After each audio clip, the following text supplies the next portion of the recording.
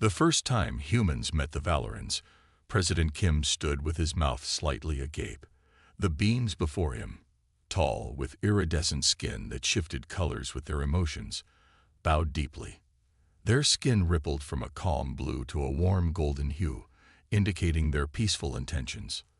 "We come seeking friendship," said Elder Ta, the Valoran representative. His voice was melodic, almost like a gentle song. "Our people have watched yours for decades. Your resilience inspires us."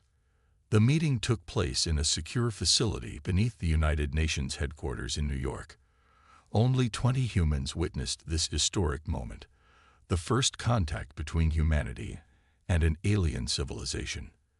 President Kim had prepared for many scenarios, but the gentle grace of the Valorans surprised him. "We welcome you to Earth," President Kim said, returning the bow. "And we look forward to learning from each other." Elder Ta smiled, his skin shifting to a bright, sunny yellow. "We bring gifts of knowledge and hope for a lasting alliance." Within weeks, scientists from both species worked together. The Valorans proved remarkably adaptable to Earth's environment, needing only minor adjustments to breathe our air comfortably. They established their first embassy in Seoul, with others quickly following in other major cities around the world. Within 3 months, the Earth-Valoran alliance was formalized in a ceremony watched by billions. The Valorans shared their advanced medical technology that could regrow lost limbs and cure diseases humans had battled for centuries. Their renewable energy systems pulled power directly from quantum fluctuations, ending humanity's dependence on fossil fuels almost overnight. In return, humans offered their military expertise and agricultural methods. The Valorans, despite their incredible technology, had evolved as a pacifist species. They built no weapons and maintained no armies, making them vulnerable in the greater galactic community. "Our people chose peace thousands of years ago," Elder Tad explained to President Kim during a private dinner. "It has served us well, but left us defenseless against more aggressive species." President Kim nodded thoughtfully. "On Earth, we've learned that peace must sometimes be protected." The Valorans helped humans improve their space travel capabilities. With Valoran help, humans established their first Mars colony in just 18 months, a project that would have taken decades otherwise. Their ships traveled the solar system with ease, and plans began for exploration beyond. Admiral Park, head of Earth's newly formed Space Defense Force, received the first warning about the Galactic Council during a routine communication with a Valoran science vessel. The message came from Elder Ta himself, his skin a worried purple. "We've detected Council scout ships at the edge of your solar system," Elder Ta said, his voice tense. "This is concerning." "The Council?" Admiral Park asked. "You've mentioned them before, but never in detail." Elder Ta's skin darkened. "The Galactic Council controls most of this sector of the galaxy. They consider independent alliances threatening. They prefer to absorb civilizations individually." "Are they dangerous?" Admiral Park's military mind immediately assessed the potential threat. "They are powerful," Elder Ta replied, "and they do not tolerate what they cannot control." In the following weeks, both humans and Valorans prepared. The Valorans shared their knowledge of Council tactics and technology, while humans began adapting their military strategies. Earth's factories shifted production to build ships based on Valoran designs, but armed with human weapons systems. 6 months after first contact, the Council sent its first official communication. They demanded a meeting with representatives from both Earth and Valoran Prime.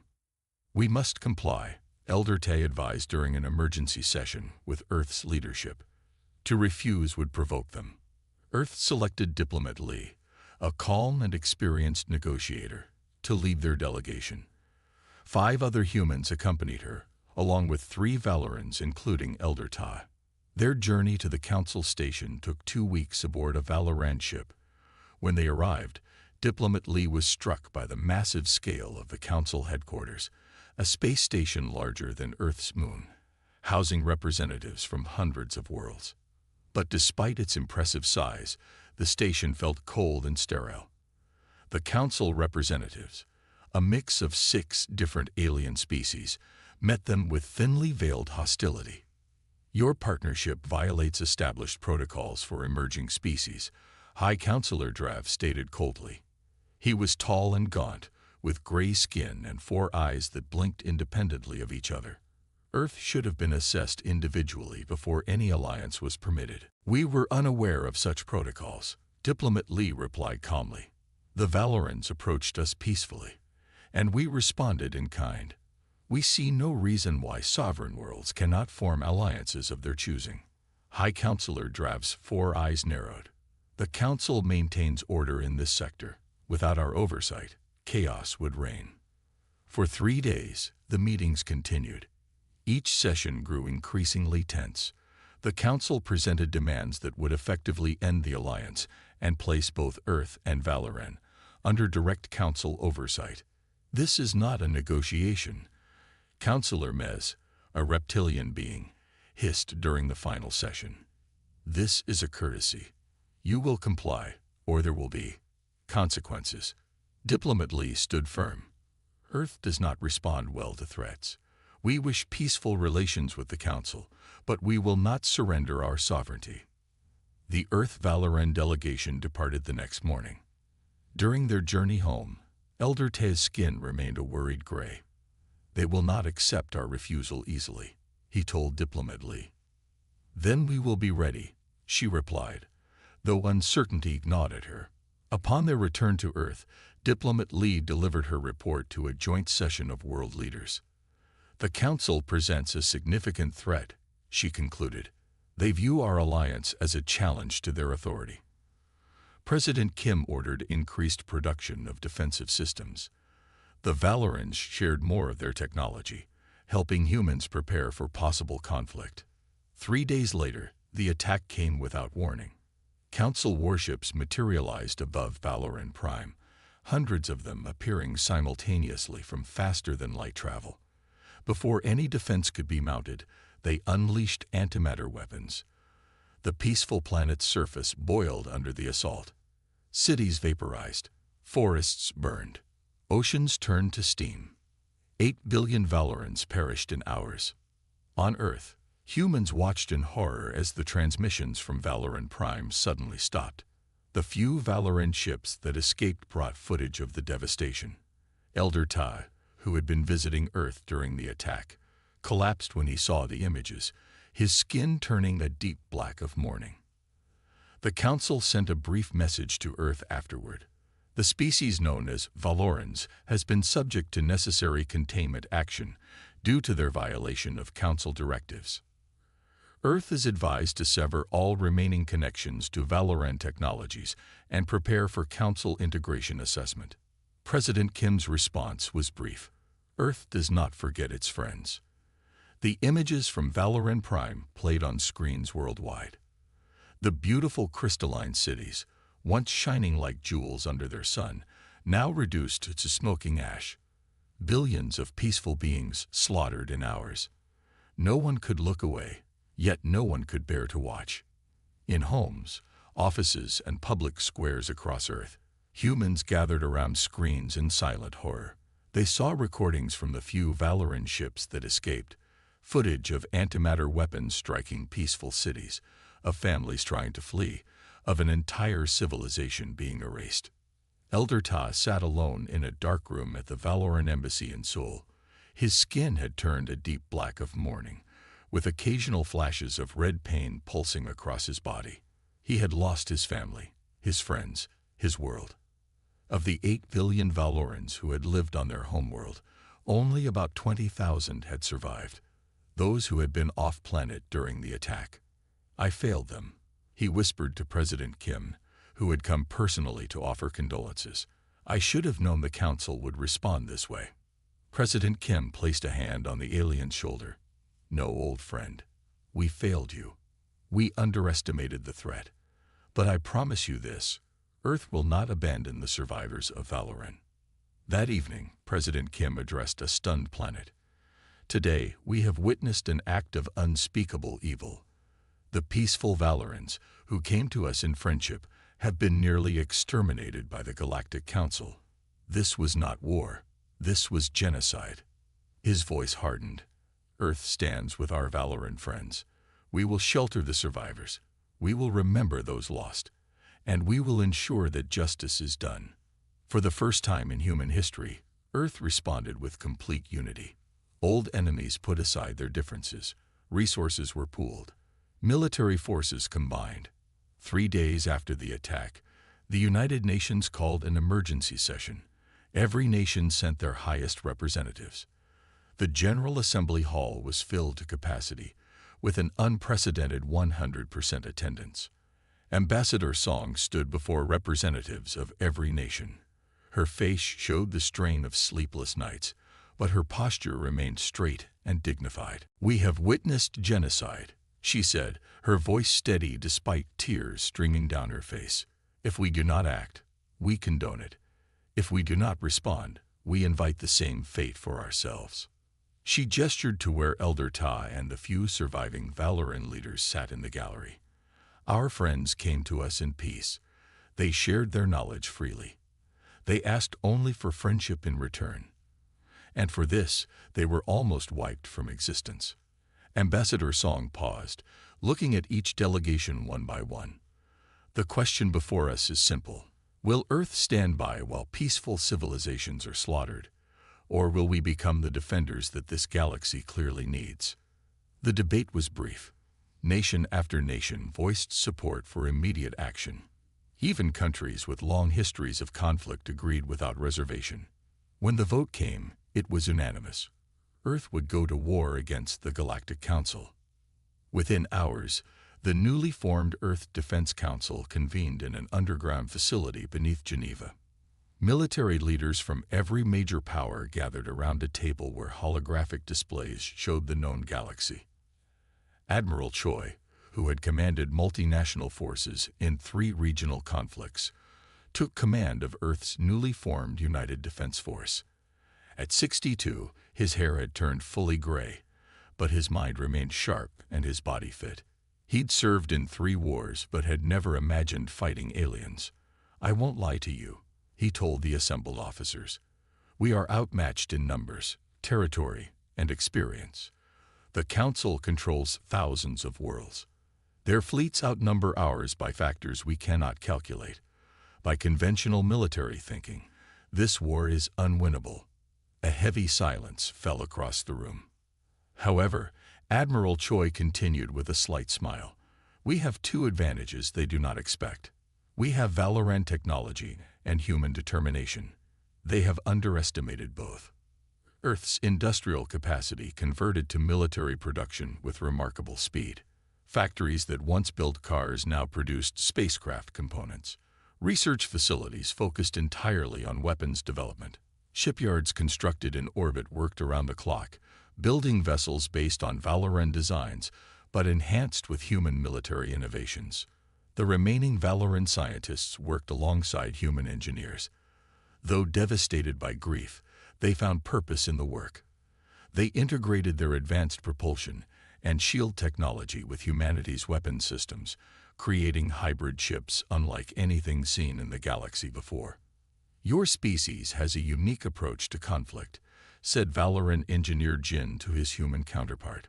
"Where we sought to avoid it entirely, you have spent millennia perfecting it. Perhaps this is why we were chosen for extinction, and you were not." "We haven't survived yet," the human engineer replied, "but we're damned well going to try." Across Earth, training facilities prepared soldiers and pilots for space combat. Simulations ran constantly, using what little they knew of Council tactics. The first fleet of Earth defense ships took shape in orbit, their hulls gleaming in the sunlight. Elder Ta, still in morning black, addressed the first graduating class of space combat pilots. "My people chose peace thousands of years ago. We believed the universe would return our kindness. We were wrong." His skin flickered briefly with red anger. "Do not make our mistake. When facing evil, only strength will prevail." 45 days after the massacre, the first Earth ships completed their trials. They were smaller than Council vessels, but faster and more maneuverable. Their weapons systems, combining Valoran energy technology with human missile designs, showed promising results in tests. 50 days after the massacre, long-range sensors detected Council scout ships approaching the solar system. Admiral Choi ordered them to be left alone. "Let them look," he said. "Let them think we're cowering in fear." 58 days after the massacre, Admiral Choi and Elder Ta stood on the bridge of the flagship Terra. Around them, a fleet of 100 Earth vessels prepared for their first mission. "Are you certain of this course?" Elder Ta asked, his skin showing flickers of worried purple. "Your planet risks the same fate as mine." Admiral Choi nodded solemnly. "Some principles are worth any risk, old friend. Some lines must be defended, no matter the cost." 60 days after the massacre, with Earth's first fleet ready and more ships nearing completion each day, Admiral Choi broadcast a message on all frequencies the Council used. His weathered face appeared on Council communication systems across thousands of worlds. "To the leadership of the entity known as the Galactic Council," he began, his voice calm but resolute. "I am Admiral Choi of Earth's United Defense Force. You murdered our friends believing we would cower. You mistook our patience for weakness. You will not survive this error." His eyes narrowed slightly. 8 billion Valorans cry out for justice. Earth has heard them. We are coming. With that declaration, Earth's first fleet activated their enhanced FTL drives and vanished from the solar system, heading toward Council space. The war had begun. The first human strike targeted a minor Council outpost near Alpha Centauri. The outpost floated in space like a metal flower, its petals housing sensors that monitored traffic through the sector. It was considered so safe that it had only minimal defenses. After all, no emerging species could reach it, and established races knew better than to challenge the Council directly. Commander Han studied the station through the viewscreen of her lead ship, the Defiant. She was 34, with short black hair and eyes that rarely blinked during operations. Before this mission, she had commanded special forces in Earth's Pacific conflict. Now she led 3 ships, small, fast vessels using modified Valoran stealth technology. "Status report," she said quietly. "Stealth systems holding," her second officer responded. "They have no idea we're here." Han nodded and looked at the 20 Marines preparing in the launch bay via the internal camera feed. They wore newly designed space combat armor, another hybrid of Valoran and human technology. The suits were lightweight but stronger than traditional armor, with built-in propulsion systems for zero-gravity movement. "Remember your training," Han told them through the comm system. "Minimum casualties. We need their data more than we need body counts." The Marine captain nodded. "Understood, Commander." Han turned to her pilot. "Take us in." Silent approach. The 3 Earth vessels glided toward the station like shadows. Their hulls, coated with Valoran light-absorbing material, showed up on no scanners. Inside the Council outpost, alien technicians monitored their equipment with the casual boredom of those who expect nothing unusual to happen. The Earth ships eased alongside the station's docking ports. With precision movements, they'd matched the airlocks perfectly. Marine teams readied themselves at the connection points. "Execute," Han ordered. The Marines moved with practiced efficiency. Breaking through the airlock security took seconds using Valoran electronic countermeasures. The first teams entered the station before any alarm could sound. Inside, the aliens, a mix of 3 different Council races, reacted with confusion as armed humans appeared in their midst. Some reached for weapons, but most froze in shock. The humans moved methodically through the corridors, securing each section with minimal force. Commander Han followed the third wave in, moving directly toward the command center. When she arrived, her Marines had already secured the room. 5 alien officers sat with their hands bound, looking at the humans with expressions that ranged from fear to disbelief. "Impossible," the station commander gasped as Han entered. He was a tall, slender being with mottled green skin and 4 arms. Your species doesn't have interstellar capability. Han looked at him calmly. We didn't, she replied. We do now. The operation took less than 20 minutes. No council personnel died, though several suffered minor injuries. The humans downloaded the station's complete database, star charts, communication protocols, fleet positions, and security codes. Before leaving, Han gathered the station personnel in the main hall. Your communications will be restored in 1 hour, she informed them. You will tell your superiors exactly what happened here. Tell them Earth remembers Valoran Prime. The 3 ships departed as quietly as they had arrived, leaving the stunned council personnel to wonder how a supposedly primitive species had bypassed their defenses so easily. News spread through council space with alarming speed. Reports reached the Central Worlds within days. Humans, primitive humans from that unremarkable blue planet, had somehow developed military capabilities that shouldn't have been possible for centuries. High Counselor Drav called an emergency session. This is a troubling development, he stated to the assembled council members. The Earth creatures were supposed to be contained to their own system for at least another century. Clearly, the Valoran influence accelerated their development, Counselor Mez hissed. This validates our decision to eliminate the Valorans. Yet now we face a new problem, another counselor pointed out. These humans have shown they can strike our facilities with impunity. High Counselor Drav's 4 eyes blinked in sequence. Deploy the 7th Fleet to secure all outposts in that sector, and send the 3rd Fleet to finish what remains of the Valoran colonies. We cannot allow any further collaboration between these species. The Council's 7th Fleet, 50 warships of various sizes, spread throughout the sector, reinforcing outposts and establishing patrol patterns. The 3rd Fleet, smaller but more heavily armed, set course for the Valoran colony world of Theris, where the few thousand Valorans who had lived off-world had gathered after the destruction of their homeworld. When the 3rd Fleet arrived at Theris, expecting an easy victory against a defenseless target, they found something unexpected. Earth vessels already orbited the planet, their unusual configuration unlike anything in Council records. Captain Yoon commanded the Earth Defense Force at Theris. She had been a submarine commander before joining the United Defense Force. At 45, she had spent more time operating in 3-dimensional combat environments than almost anyone else in Earth's military. Council fleet approaching, her sensor officer reported. 15 warships.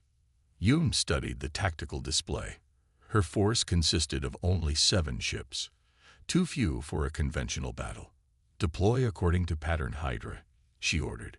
Prepare swarm drones. The Earth vessels moved into an unusual formation that confused the Council targeting systems, rather than grouping together for mutual protection. The standard tactic used by most galactic civilizations, they spread out in seemingly random positions. Meanwhile, each ship released dozens of small, automated drones that raced toward the Council fleet. On the Lid Council vessel, the commander watched with confusion. What are they doing? This formation makes no sense. The small objects are approaching rapidly, his second reported. They appear to be unmanned. Destroy them, the commander ordered. The Council ships fired their energy weapons at the incoming drones. Many were destroyed, but for each one eliminated, 3 more seemed to appear. The drones weren't attacking. They were creating a complex electronic interference pattern that disrupted the Council ship's communications and sensors.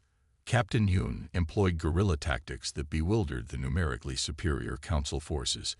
Her ships struck from multiple angles, firing their weapons and then quickly changing position. They targeted propulsion and weapons systems rather than attempting to destroy the larger Council vessels outright. They're not fighting according to any established doctrine, the Council commander reported to headquarters before his signal was lost in the electronic chaos. They're unpredictable, adaptable, dangerous. 3 hours into the battle, the Council fleet was in disarray. 4 ships had been disabled, their propulsion systems destroyed. The others struggled to coordinate through the electronic interference. Meanwhile, not a single Earth vessel had been seriously damaged. Captain Hume opened a channel to the Council fleet. "Your mission has failed. Withdraw now, or we will be forced to destroy your vessels rather than simply disabling them." The Council commander, watching his fleet fall apart under tactics he couldn't counter, ordered a retreat. The remaining functional ships gathered their disabled comrades and limped away from Theris. At Council headquarters, the Strategic Command gathered to review the disturbing reports. The recordings from both engagements played on large screens around the chamber. High-ranking military officers from various Council species watched in growing concern. "They don't fight like any species we've encountered," said Fleet Admiral Koth. "They don't follow standard formations or established rules of engagement. Their technology shouldn't be possible," added a senior science advisor. "They've combined Valoran theoretical systems with practical applications we never considered. It's as if they think differently about warfare itself." High Counselor Drav looked at the assembled military leadership. How did they defeat a force twice their size at Theris? Unconventional tactics. Fleet Admiral Koth admitted reluctantly. They fight asymmetrically. They target weaknesses rather than engaging in direct force confrontation. This is unexpected. As more reports came in from other sectors, small, lightning-fast human strikes against Council facilities, followed by quick retreats, the Strategic Command faced an uncomfortable realization. They had awakened something they didn't understand. "Perhaps," suggested an older counselor quietly, "the destruction of Valoran Prime was a miscalculation." High Counselor Drav's 4 eyes narrowed. "Nonsense. They are merely an emerging species with borrowed technology. Deploy the main fleets. Crush this rebellion before it spreads." But in the privacy of his quarters later that night, Drav reviewed the battle footage again. Something about the human fighting style disturbed him deeply. The Council had conquered hundreds of species over thousands of years, but none had adapted so quickly or fought so creatively. He wondered for the first time if the Council had made a terrible mistake. As Earth forces pushed deeper into Council space, something unexpected began to happen. On worlds long ruled by Council authority, suppressed species watched the human victories with growing hope. The first to reach out were the Nithrai, a race of beings with crystalline bodies who had been conquered 3 centuries earlier and forced to mine resources for the Council. "We have followed your battles," said Nithrai leader Kel, speaking to Admiral Choi via secure transmission. "You fight in ways the Council cannot predict. We wish to join you." Within weeks, the Desovians also made contact. With their ability to see across vast distances, they offered invaluable intelligence on Council fleet movements. Then came the Joraks, the Mithrar, the Quellians, and 2 other races, each bringing their own unique abilities and burning desire for freedom. Elder Ta, one of the few surviving Valoran leaders, smiled for the first time since the destruction of his homeworld. The Council's greatest fear is coming true. They sought to prevent alliances, and now they face the largest coalition this sector has ever seen. Admiral Choi nodded thoughtfully. Every empire in human history eventually fell when they stretched too far and treated their subjects too harshly. The Council is no different. The expanding alliance changed the nature of the war. Earth ships now receive repairs at hidden Nithrai outposts. Desovian observers warned of incoming Council forces. Quellian engineers helped modify Earth weapons to be more effective against Council shields. 6 months into the conflict, High Counselor Drav faced growing criticism from other Council members. This was supposed to be a simple containment action. Counselor Mez hissed during a heated session. "Now we fight on 12 fronts against races that should never have united. The humans are the key," Drav insisted, his 4 eyes blinking rapidly in agitation. "Destroy them, and this coalition crumbles." The Council mobilized its greatest fighting force, the 7th Armada, consisting of 300 warships, and sent them to crush the human fleet once and for all. Intelligence suggested the main Earth fleet was gathering near Proxima Centauri. Admiral Kang prepared for the coming battle with calm focus. At 58, he had studied military history his entire life. His office walls displayed images of ancient battles from Sun Tzu to Normandy. Now he commanded Earth's first fleet, 100 ships strong, against the approaching Council armée. "They outnumber us 3-1, his executive officer pointed out during the final briefing. Kang smiled slightly. Numbers are only one factor in warfare, and rarely the deciding one. He gestured to the tactical display, showing the Proxima Centauri system. What matters more is how those numbers are used. When the Council's 7th Armada arrived, they found the human fleet waiting in standard defensive formation. The Council Admiral, seeing the smaller force arranged conventionally, felt confident. This would be a straightforward victory, overwhelming force against an inferior enemy. "Begin the attack," he ordered. Standard penetration pattern. The Council ships advanced in tight, disciplined groups, a formation that had won countless battles across the galaxy. Their forward batteries charge, preparing to unleash devastating firepower. Then, just as they came into range, the human fleet did something unexpected. Instead of maintaining their defensive posture, they suddenly split apart in all directions.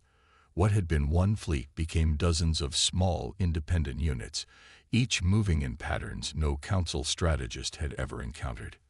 Admiral Kang's forces moved like water around rocks, flowing into gaps in the Council formation, striking vulnerable points, then regrouping elsewhere. Each squadron functioned independently yet coordinated perfectly with the others. The Council Admiral tried to adjust. "Focus fire on Sector 7, he commanded. But by the time his ships reoriented, the human vessels had already moved elsewhere. "They're everywhere and nowhere," the Council Admiral reported to headquarters, frustration evident in his voice. "Their movements make no logical." His transmission ended abruptly as his flagship erupted in flames, struck by a precisely targeted attack that bypassed its main shields. The battle lasted just over 4 hours. When it ended, the mighty 7th Armada was in ruins. 87 of their ships had been destroyed outright. Another 132 were disabled, drifting powerlessly in space. The remaining vessels retreated in disarray. The human fleet had lost just 17 ships. News of the crushing defeat spread rapidly across Council space. For the first time in thousands of years, the Council had lost a major battle. On countless Council worlds, citizens began questioning their leadership. Human psychological warfare proved devastatingly effective. Using communication codes taken from captured Council ships, Earth forces broadcast evidence of Council atrocities across all channels. Citizens saw footage of the destruction of Valoran Prime. They heard testimonies from liberated worlds describing centuries of oppression. On the Council homeworld of Zentrix, protests erupted in major cities. "We were told the Council brings order and peace," shouted one protester to a gathering crowd. "But they bring only destruction to those who question them." High Councilor Drav ordered increased security measures, but the damage to Council authority was spreading. 3 systems on the Outer Rim declared independence. Council military units on 4 worlds refused orders to fire on civilian protesters. Meanwhile, on Earth, Professor Nam and her team worked tirelessly in a secure facility beneath the Pacific Ocean. A brilliant physicist who had collaborated closely with the Valoran since first contact, she led the effort to improve their propulsion technology. The Council believes faster-than-light travel has reached its theoretical limits, she explained to Admiral Choi during a progress briefing. But they think in linear terms. The Valorans had theories suggesting otherwise, but lacked the specific applications. "And you found those applications?" Admiral Choi asked. Professor Nam smiled. "We've done more than find them. We've exceeded them." She activated a holographic display showing test results. "The new drives outpace Council ships by a factor of 3. We can be anywhere in their territory before they know we're coming." Within weeks, the new drives were installed on Admiral Kang's flagship and a squadron of 10 advanced warships. Their mission was classified at the highest level. Only President Kim, Admiral Choi, and a handful of others knew their target. On the Council homeworld of Zentrix, the Supreme Chamber was in session. High Counselor Drav addressed the assembled representatives from across council space. These setbacks are temporary, he insisted. The humans and their allies lack the resources for a prolonged conflict. Our superior numbers will prevail. In the middle of his speech, alarms suddenly blared throughout the chamber. Council security forces rushed in, surrounding the leadership protectively. "What is happening?" Drav demanded. A security officer looked up from his communication device, his face pale. "Impossible. There are Earth ships directly above the capital. They've bypassed all our defensive perimeters." Outside, citizens of Zentrix looked up to see 11 Earth warships hovering in the sky, their massive hulls gleaming in the sunlight. No shots were fired. They simply waited, an undeniable demonstration that the Council capital itself lay exposed to attack. Admiral Kang's voice broadcast across all frequencies throughout the planet.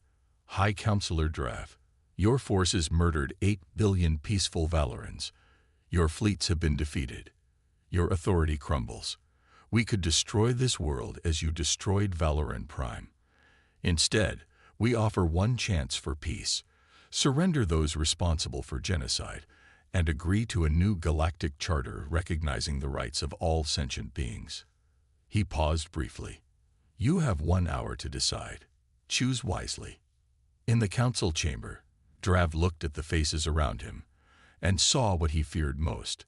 Not anger or defiance, but the dawning recognition of defeat. "We could destroy your world as you destroyed Valoran Prime." Admiral Kang's transmission echoed through the council chamber. "Instead, we demand justice." Silence fell across the great hall. The 57 counselors looked at each other nervously.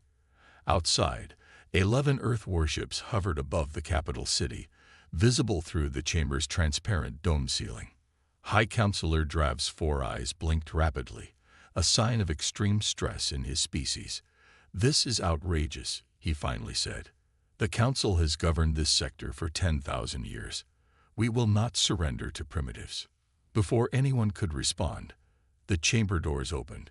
A group of Zentrix citizens pushed past the guards and entered the sacred space where only counselors were permitted. "Our defenses have failed," said their leader, an older female Zentrix with purple skin markings of high social status. "Our military forces are in retreat across the galaxy. The time for pride is over." More citizens poured into the chamber from other entrances. Council security forces stood down, unwilling to fire on their own people. Drav looked around at the faces of his fellow counselors and saw the truth. His authority had crumbled. After a moment that seemed to stretch forever, he lowered his head. "Send our response. We accept their terms." 24 hours later, transport ships landed in the Council capital. Earth forces, joined by representatives from 7 allied species, secured key government buildings. There was no resistance. The citizens of Zentrix lined the streets, watching silently as the occupying forces moved through their city with disciplined precision. Admiral Kang met with the Council Transition Committee in the very chamber where the decision to destroy Valoran Prime had been made. Elder Ta stood beside him, his skin a mix of mourning black and hopeful blue. "We do not come as conquerors," Kang told them. "Earth has no desire to replace one empire with another. We seek justice, not vengeance." Over the following weeks, evidence was gathered from Council records. The orders for the Valoran genocide were traced to 7 specific counselors, with High Counselor Drav at their center. The evidence was undeniable. Their own communications revealed their deliberate decision to eliminate an entire species. 2 months after Earth forces arrived at Zentrix, the trial began. It was held in a massive amphitheater, with representatives from 50 species in attendance. Billions more watched the proceedings via broadcast across thousands of worlds. High Counselor Drav and 6 others sat in the center, their restraints designed to be comfortable yet secure. A panel of judges from 12 different species, including humans and surviving Valorans, presided over the proceedings. The evidence was presented methodically over 17 days. Council records showed the deliberate targeting of Valoran Prime's population centers, the rejection of surrender offers, and the calculated decision to make an example of the peaceful species. On the final day, Drav was given a chance to speak. "We acted to preserve order," he said. "The alliance between Earth and the Valorans threatened the stability of our system. History will vindicate our decision." Elder Te, whose skin had turned a calm blue, addressed the court. "My species believed that all life was sacred. Even now, after what you have done, we do not seek your deaths. We seek understanding. We seek change." The verdict came 3 days later. High Counselor Drav and the 6 others were found guilty of genocide. Their sentence was not death, as many had expected, but rather life dedicated to restoration. They would spend their remaining years working to rebuild Valoran colonies, living among the survivors of the people they had tried to eradicate. "This is justice with purpose," announced the head judge. "Not punishment for its own sake, but redemption through service." In the months that followed, representatives from hundreds of worlds gathered to form a new galactic governing body. The Galactic Concordat replaced the Council, with Earth and the surviving Valorans as founding members. Professor Ju, a human scientist who had lost her Valoran spouse in the massacre, addressed the assembly of former Council worlds. Her face showed the marks of deep grief, but her voice was strong and clear. "We seek not an empire but a community," she said. "Not subjects but partners. The cycle of domination ends today." The first act of the Concordat was to establish the principle that all sentient species, regardless of technological development, possessed inherent rights. No race could claim authority over another based on advancement alone. The second act created a mutual defense pact, pledging all member worlds to protect each other from aggression. Earth took a leading role in the new alliance but refused the offer of permanent leadership. Instead, a rotating council with representatives from 12 systems would govern for 5-year terms. "Power should never rest too long in one place," President Kim explained. That was the council's first mistake. Across the galaxy, formerly subjugated worlds celebrated their new freedom. Trade routes opened between species that had been kept separated by council decree. Cultural exchanges flourished. Scientific cooperation accelerated technological development for all member worlds. The Valorans, reduced to just 20,000 survivors, began the long process of rebuilding. Earth provided resources and protection as they established New Valora City on a pristine world near the galactic core. Other species contributed as well. Nithrai crystal technology for buildings, the Sovian environmental systems, Jorak's agricultural methods. 5 years after the massacre, Admiral Kang stood with Elder Sun, one of the few Valoran elders to survive, overlooking New Valora City from a hillside park. Construction drones and human workers moved in harmony below, building structures that echoed the crystalline beauty of the lost Valoran Prime, while incorporating new elements from their allies. Kang had aged during these years. His hair had turned fully gray and lines marked his face. He had retired from military service 2 years earlier, but remained an advisor to the Concordat. "It grows more beautiful each time I visit," he said, watching the city shine in the morning light. Elder Sun's skin glowed a warm, contented gold. "From tragedy, new life emerges. My people are few, but we will continue." In the distance, they could see the rehabilitation center where High Counselor Drav and the other convicted counselors worked daily. Their efforts would never bring back the billions lost, but their knowledge of council systems had proven valuable in dismantling the old order. "Your people could have taken the council's place as conquerors," Elder Sun observed. "Many species would have, yet you chose a different path." Kang watched as a group of Valoran and human children played together in a nearby field, their laughter carrying on the breeze. "That was never our intention," he replied. "We didn't fight because we wanted power. We fought because friendship demands nothing less than everything." Elder Sun's skin rippled with colors of deep emotion. "My ancestors had a saying. The universe tests all beings with tragedy. What matters is not the tragedy, but the response." Kang nodded. Earth was tested. Perhaps we passed. Perhaps we merely survived. You did more than survive, Elder Sun said. You changed the course of galactic history. As the sun rose higher, its light caught the spires of New Valoran City, sending rainbow reflections across the valley.